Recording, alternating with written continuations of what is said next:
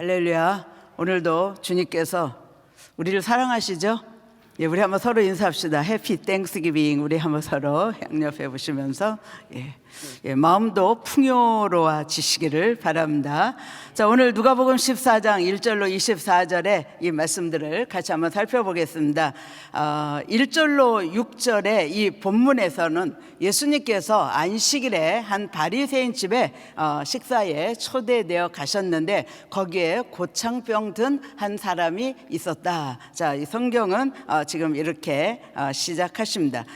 그런데 이 고창병 들린 사람을 고치는 사건으로 이제 안식일 논쟁이 일어나게 되죠. 그런데 여기에서는 주님께서 먼저 질문을 이 사람들에게 하시고 있는 것을 보게 됩니다. 3절을 같이 한번 보겠습니다. 3절 시작. 예수께서 대답하여 율법사들과 바리새인들에게 일러 가라사대 안식일에 병 고쳐주는 것이 합당하냐 아니하냐.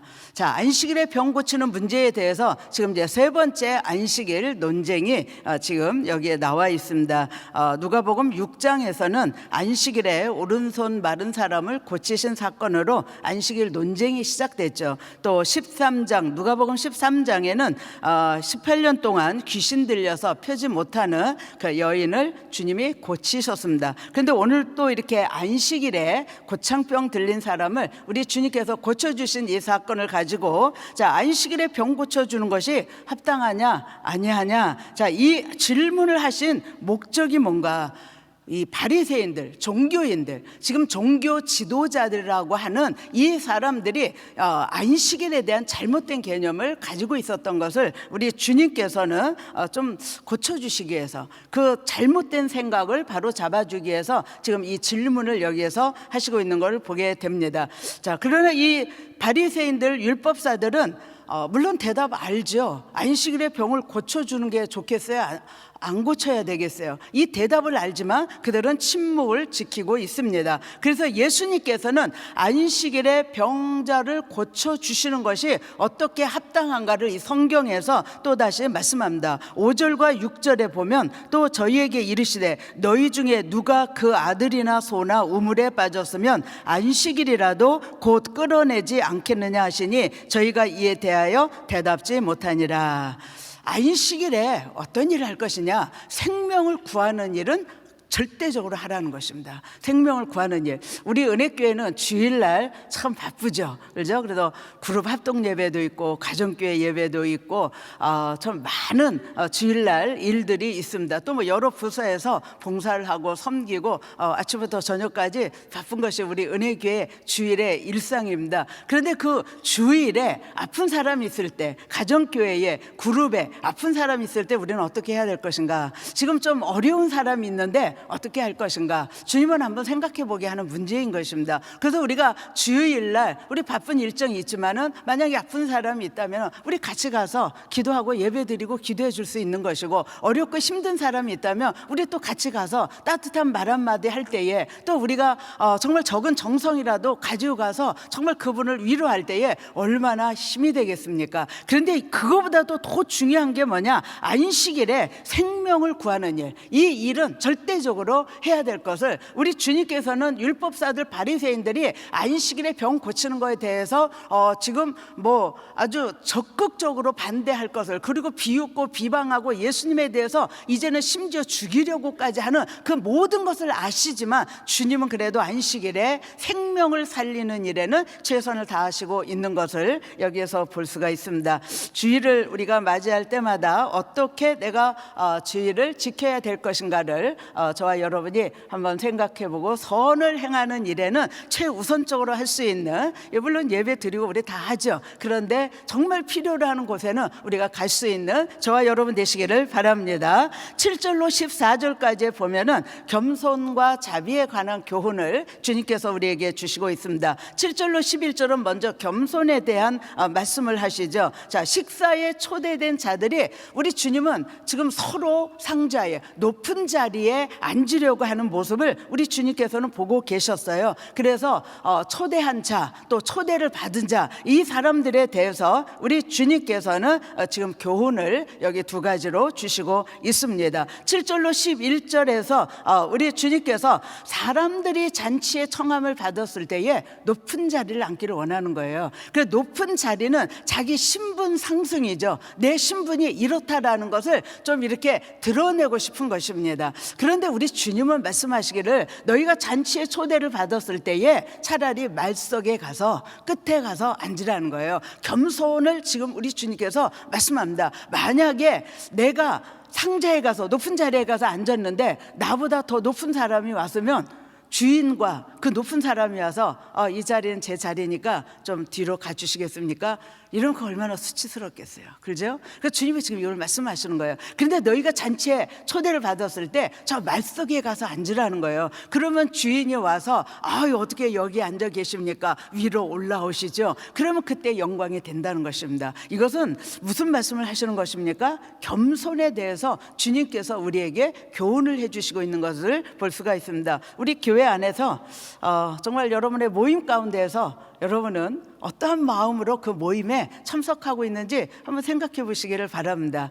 정말 우리가 모였을 때에 겸손한 자리에 있는 것이 우리 주님이 오늘 이 본문을 통해서 우리에게 말씀을 해주시는 거예요. 그러면 모든 사람들에게 같이 영광을 나누게 된다는 거예요. 그러니까 수치스러운 일 하지 말고 겸손하면은 우리 주님께서 결국은 영광 가운데 그 자리에 있게 될 것이다라는 것을 말씀합니다. 그래서 우리 주님께서는 항상 이 성경에 많은 말씀을 주님이 나는 마음이 온유하고 겸손한 나에게 배우라라고 말씀하고 있지 않습니까? 우리가 신앙생활을 할 때에 교회 안에서 우리 높아져 봤자 그게 아닙니까? 또 이 교회 안에서 내가 잘난 척 해봤자 또 내가 조금 있는 것 가지고 사람들에게 나타내고자 하고자 하는 게 그게 무슨 소용이 있겠어요? 주님 앞에서 나를 보면은 아무것도 아닌 거잖아요.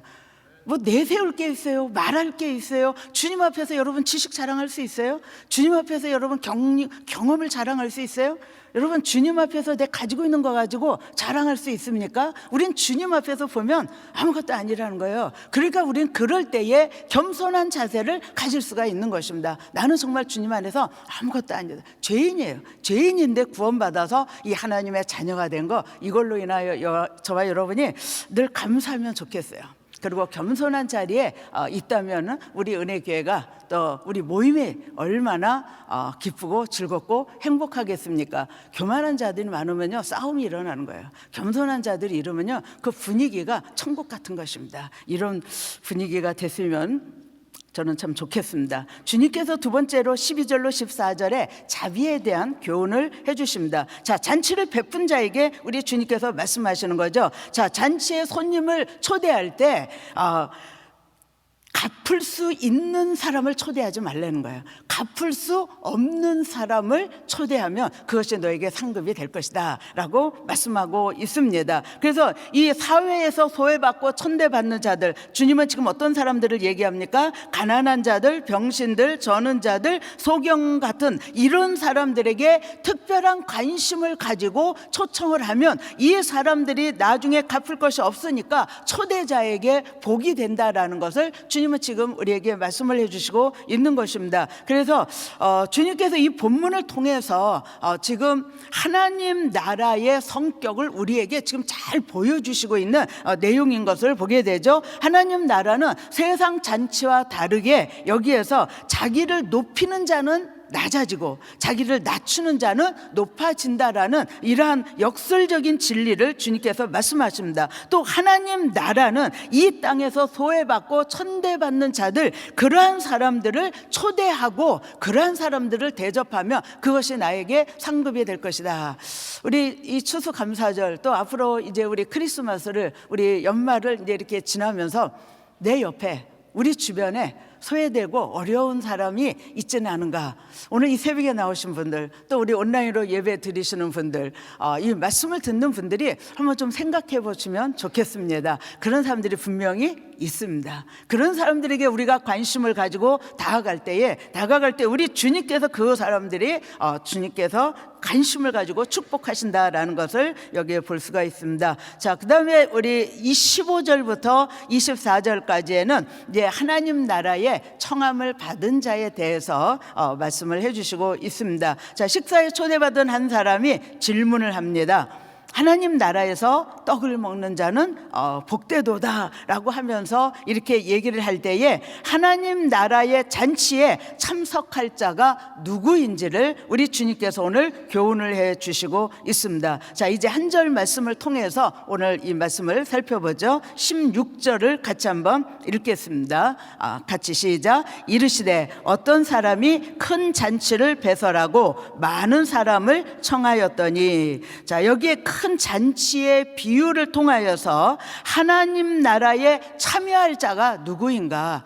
아브라함의 후손이라고 자청하고 있는 이 유대인들이 하나님의 그 잔치에 참여하는 것이 아니다라는 것을 오늘 이 본문을 우리에게 보여주시고 있습니다. 하나님께서 부르셨을 때에 거기에 예스하고 응답하는 그 사람이 하나님 나라의 잔치에 참여할 것이다. 그래서 오늘 이 세 번의 초청이 여기에서 나와 있는데, 첫 번째 초청의 17절을 같이 읽겠습니다. 시작. 잔치할 시간에 그 청하였던 자들에게 종을 보내어 가르되 오소서, 모든 것이 준비되었나이다.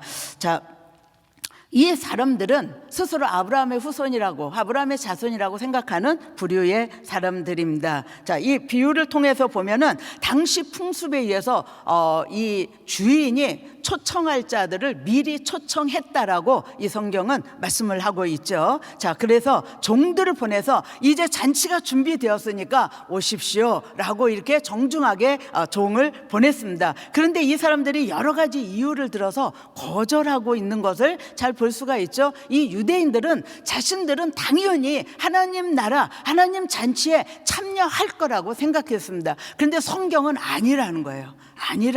오늘 이것을 분명하게 우리에게 보여주고 있습니다. 자, 여기에 지금 세 부류의 사람들이 나오고 있는데, 초대받은 이 사람들이 한결같이 지금 이 18절 시작에 보면 다 일치하게 사양하여, 그러니까 이 세 종류의 사람들이 다 사양을 했다, 이 초청에. 그래서 핑계를 대고 있는 것을 볼 수가 있고요. 이 주인의 호의를 무시하고, 그리고 이 주인을 모독하는 그러한 그 행위를 이 사람들이 하고 있는 것을 보게 됩니다.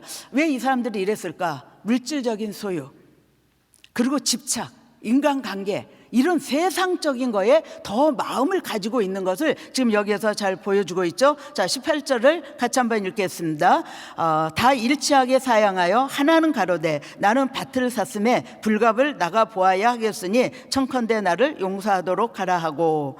밭을 살 때에 살펴보고 사는 건 당연하지 않습니까? 그 밭이 쓸만한지, 좋은지, 나쁜지, 가격이 괜찮은지, 그 위치가 괜찮은지, 이런 모든 것 다 살펴보고 사는 겁니다. 그런데 지금 초청했는데 초청장을 이미 다 발부했어요. 근데 초청했는데 나는 밭을 샀는데 나가봐야 돼요. 그리고 이렇게 변명을 하고 있는 그런 모습을 보게 되죠. 19절도 또 마찬가지입니다. 또 하나는 가로되 나는 소 5겨리를 샀음에 시험하러 가니 청컨대 나를 용서하도록 하라 하고. 자, 소 5결이 소 10마리를 샀어요. 굉장한 겁니다. 이 소 10마리, 한 마리만 해도 얼마나 큰 부자겠습니까? 자, 10마리를 샀는데 여기에 시험하러 가니, 이 시험하다는 단어가 어떤 뜻이냐면 검사하다, 조사하다라는 뜻이 있어요. 그러면 소 10마리를 샀는데 지금 조사하러 간다는 거예요.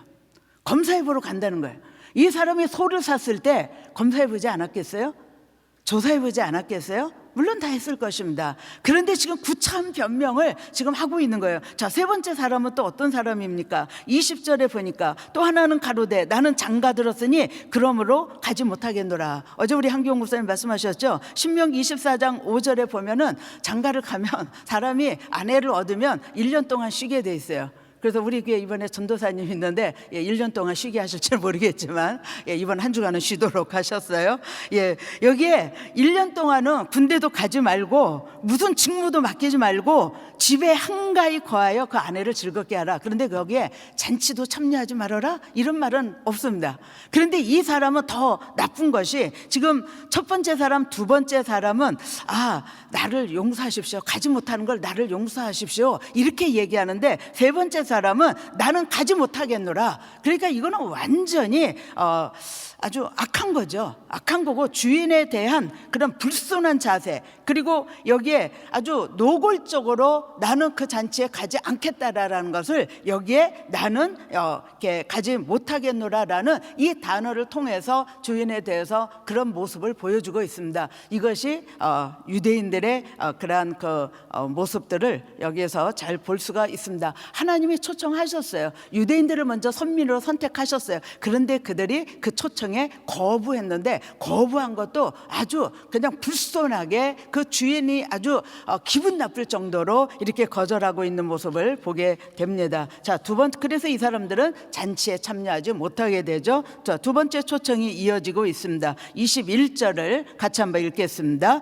종이 돌아와 주인에게 고하니 이에 집주인이 노하여 그 종에게 이르되 빨리 시내의 거리와 골목으로 나가서 가난한 자들과 병신들과 소경들과 저는 자들을 데려오라 하니라. 자, 주인은 잔치를 포기하지 않았습니다. 그리고 사람들을 데려오라고 지금 명령하죠. 두 번째 초청된 자들은 어떤 사람들입니까? 가난한 자들, 병신들, 소경들, 저는 자들. 이 사람들은 사회에서 소외된 자들입니다. 자, 이들은 유대인들 가운데 멸시받고 천대받았던 창기, 세리, 죄인들, 이런 부류의 사람들인 것을 여기에서 볼 수가 있습니다. 자, 이 사람들은 사회에서 인정받지 못하였지만 하나님의 부르심에 응답했다라는 거예요. 그래서 잔치에 결국은 참여하게 되는 사람들인 것을 볼 수가 있습니다. 하나님이 부르실 때에 예스하고 응답하는 사람들, 그 사람들이 잔치에 참여하게 되는 것이죠. 누가복음 7장 36절 이하에 보면은 예수님께서 어느 바리새인 집에 초대를 받아서 가셨습니다. 그때 초대를 받아서 그 집에 가셨는 그때에 죄인인 한 여자가 그 집에 왔다고 그랬습니다. 그런데 이 여자는 예수님 발 아래 무릎을 꿇고 엎드려서, 자, 이 성경을 보니까 눈물로 그 발을 적시고 자기 머리털로 씻고 그 발에 입 맞추고 향유를 부었다고 그랬습니다. 온 집안의 향유 냄새가 진동을 했겠죠. 바리새인이 속으로 생각하는 거예요. 야, 저 사람이, 그러니까 예수님을 향해서 속으로 생각하는 거죠. 저 사람이 만일 선지자면 이 여자가 죄인인 여자, 어떤 여자, 창기, 더러운 여자인 걸 알 텐데 이렇게 생각하고 있었어요. 그때 주님이 뭐라고 말씀하십니까? 바리새인에게 말합니다. 야, 어떤 주인에게 500데나리온 빚진 자, 50데나리온 빚진 자 둘이 있는데 갚을 능력이 없어서 다 탕감해 줬는데 누가 더 주인을 사랑하겠느냐? 그래서 당연히 누구겠어요? 많이 빚진 자겠죠. 자, 그렇게 대답을 했습니다. 그런데 주님께서 그 바리새인에게 얘기하죠. 자, 이 여자의 행동을 보라는 거예요. 너는 내가 왔을 때에 발 씻을 물도 주지 않았고 입 맞추지도 않았고 여기에 머리에 감람류도 붓지 않았지만 이 여자는 그 모든 것을 다 했다라는 거예요. 그러면서 결론적으로 이 여자에게 우리 주님이 하신 말씀이 무엇입니까? 여자여, 내 죄사함을 얻었느니라. 내 믿음이 너를 구원하였으니 평안히 가라. 구원의 잔치에 초대를 받은 것을 보게 됩니다. 누가복음 19장, 여기에도 한 죄인이 나와 있습니다. 이 사람은 세리장이에요. 부자예요. 그 당시 명예도 있었고 재물도 있었습니다. 뭐 그 사회에서는 그래도 조금 이름이 났겠죠. 세리장이에요. 자, 그런데 이 삭개오라 한 이 사람, 사회적으로는, 그리고 동네에서는 소외받는 사람, 그리고 저 손가락질 당하는 그런 사람입니다. 이 세리, 창기와 똑같은 취급을 받고 있었던 이 사람, 예수님에 대한 소식을 듣고 여리고로 예수님이 지나가실 때에 뽕나무까지 올라가서 그 예수님을 보고자 하는 이 열심, 자기 죄인인데 감히 예수님 앞에 볼 수도 없고 뭐 키가 작아서 예수님을 어떻게 이렇게 뭐 만날 수도 없잖아요. 그러니까 뽕나무 위에까지 올라가서라도 예수님을 보고자 하는 그 열심을 주님은 보신 거예요. 나무 아래에 오셔서 삭개오야 내려와라. 내가 오늘 너희 집에 유하여야 하겠다. 얼마나 기뻤겠어요. 생각만 해도 한번 상상을 한번 해보세요. 삭개오가 뛰어들어가서 집에 가서 예수님 발 아래 엎드려서 예수님, 내가 남의 거 토색한 거 있으면 4배나 갚아주고 내 재산의 절반을 다 가난한 자들에게 나눠주겠습니다. 그때 주님이 하신 말씀이 무엇입니까? 오늘 구원이 이 집에 이르렀으니 이 사람도 아브라함의 자손이로다.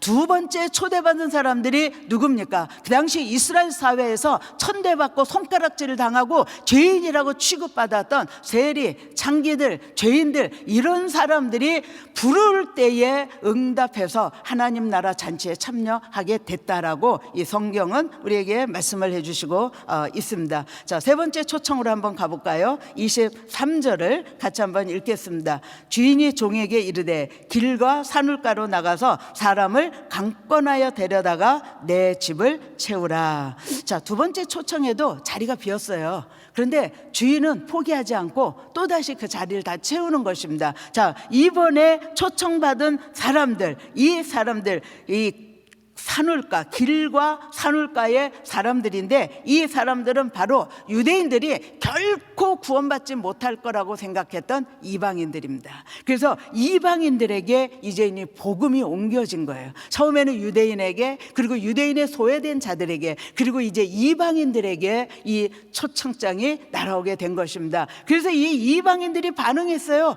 너무 기쁘죠? 너무 반갑죠? 소망 없이 살던 이 이방인들에게 빛이 비쳤는데요, 주인이 초대를 했는데요, 그렇게 이 이방인들이 남은 자리를 다 차지하게 될 것이다. 그래서 이 세 번째 초청에 그 자리에 천국 잔치에 앉게 될 것을 이 성경은 우리에게 말씀을 하고 있습니다. 하나님은 초청을 하는데 유대인에게만 국한된 것이 아니라 어느 한 민족, 한 사람이 아니라 하나님은 모든 민족에게 길을 열어놓으셨어요. 그리고 초청하십니다. 초대장을 보냅니다. 거기에 응하는 자들만 천국 잔치에 참여할 수 있게 된다는 것입니다. 할렐루야. 오늘 저와 여러분은 이렇게 부르심에 응답하고 예수님은 나의 주, 나의 하나님이십니다 고백하셨죠?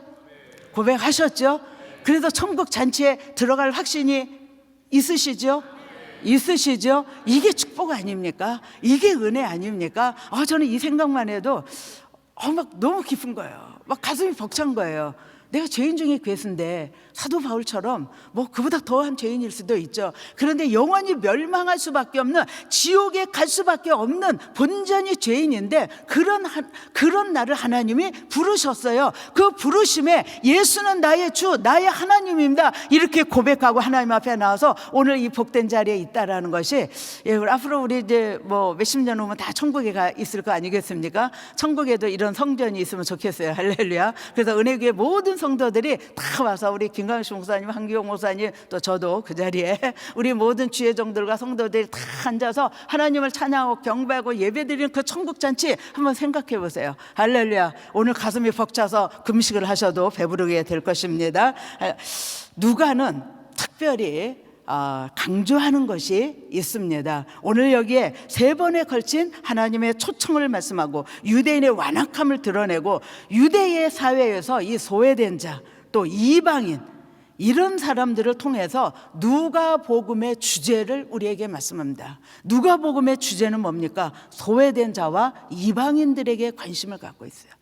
오늘 우리가 신앙생활을 할 때에 나의 관심이, 사람들에 대한 관심이 누구에게 가 있는가? 돈 있고 여유가 있고 그리고 뭐 경력도 있고 사회에서 그래도 좀 내놓으라 할 만한 명함도 있고, 이런 사람들을 내가 관심을 갖고 있는지, 정말 우리 은혜교회 안에서 소외되고 어렵고 힘들고 병들고 그런 사람들에게 내가 관심을 갖고 있는지, 오늘 하나님께서는 누가복음을 통해서 우리가 누구에게 관심을 가지고 살아가야 될 것인가? 왜냐하면 그런 나를 하나님 부르셨으니까 이제는 우리는 그런 사람들에게 관심을 갖고 살아야 될 줄로 믿습니다. 기도하겠습니다. 좋으신 주님, 오늘 다시 한번 우리 주의 은혜에 감사를 드립니다. 주님, 죄인이었던 우리를 또 부족한 종을 불러주셔서 예수 믿게 하여 주시고 예수님이 나의 주 나의 하나님이라고 고백하시고 오늘의 이 복된 자리에 있게 하시며 영원한 하나님 나라 그 잔치에 초대받게 하시고 영원히 살 수 있는 은혜를 주심을 감사합니다. 오늘 주님 내 주변에 있는 사람들을 돌아보게 하여 주시옵소서. 특별히 추수감사절 또 앞으로 성탄절이 다가오는데 우리 주변에 소외되고 어렵고 힘든 아버지 고통당하는 그 사람들의 이웃 참된 이웃이 될 수 있는 우리 모두가 되게 하여 주시옵소서. 예수님의 이름으로 감사하며 기도합나이다. 아멘. 우리 말씀 생각하시면서 나를 사랑하는 주님 같이 찬양합니다.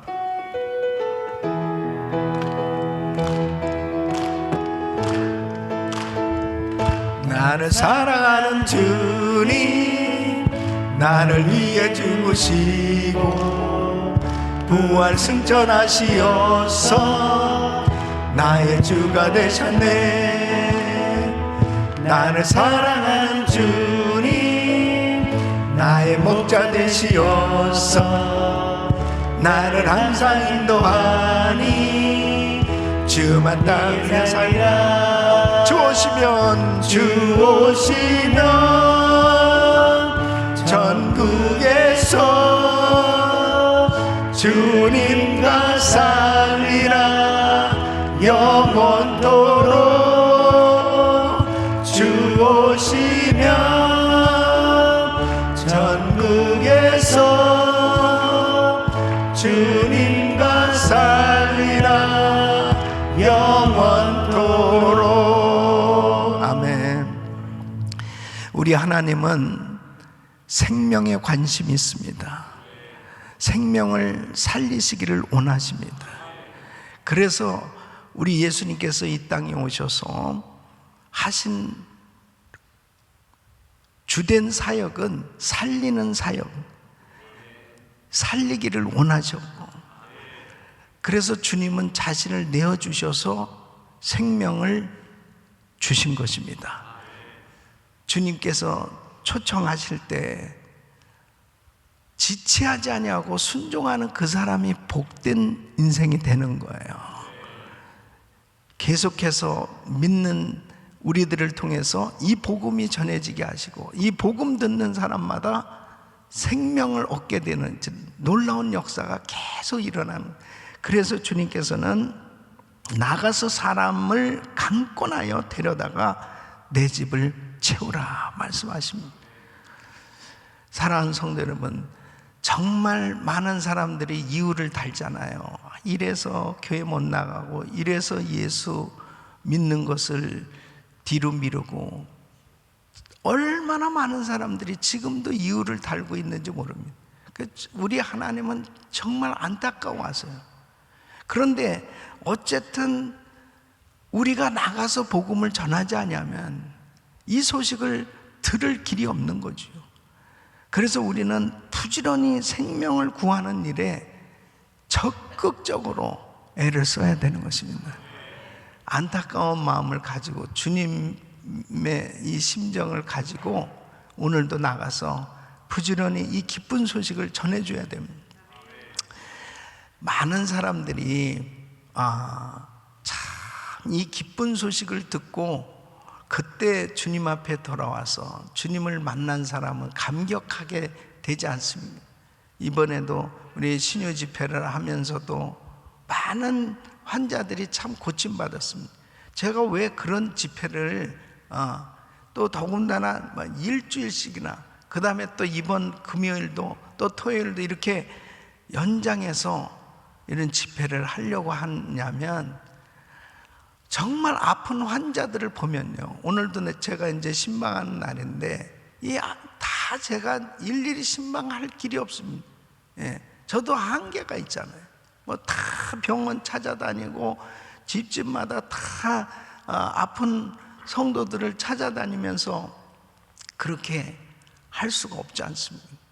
그런데 하나님 앞에 이 자리에 엎드려서 기도하는 거예요. 하나님, 우리 성도들 만져주시옵소서.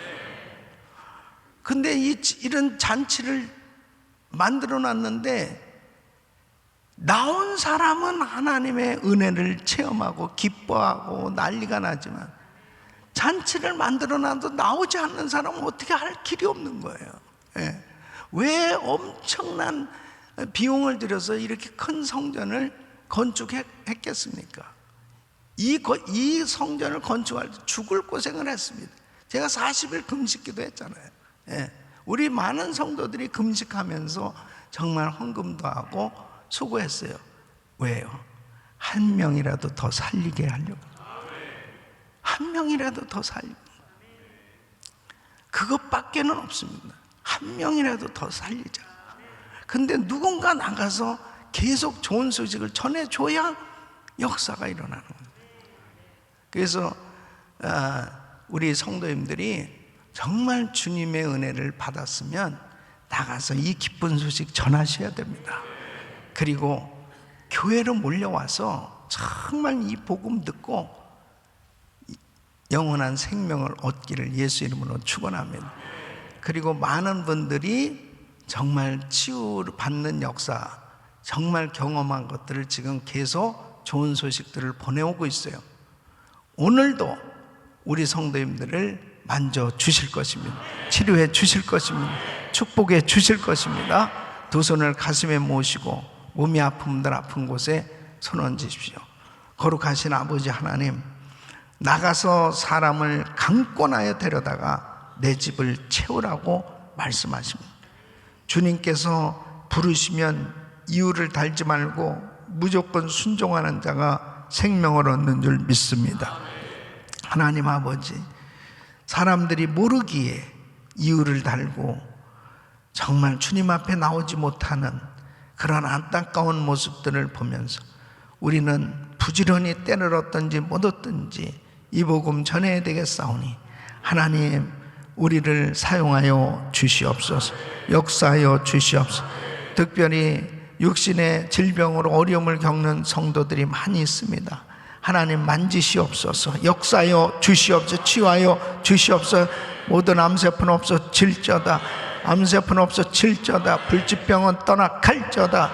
공황장애, 우울증, 불면증 떠나갈저다. 주여 만져주시고 회복시켜 주시옵소서. 역사하여 주시옵소서. 은혜를 부어 주시옵소서. 이제는 우리 주 예수 그리스도의 은혜와 우리 하나님 아버지의 그 무한하신 사랑과 성령님의 감동감화 교통 충만하옵신 은총이 생명을 구하는 일은 어떤 상황 가운데서도 적극적으로 하기를 원하시는 주님의 심정을 깨닫고 나가서 강권하여 사람을 데려다가 주님께로 인도하기를 원하는 모든 성도들 머리 위에 이제로부터 영원토록 함께 있을지어다. 아멘. 아버지 감사합니다. 주님, 아멘.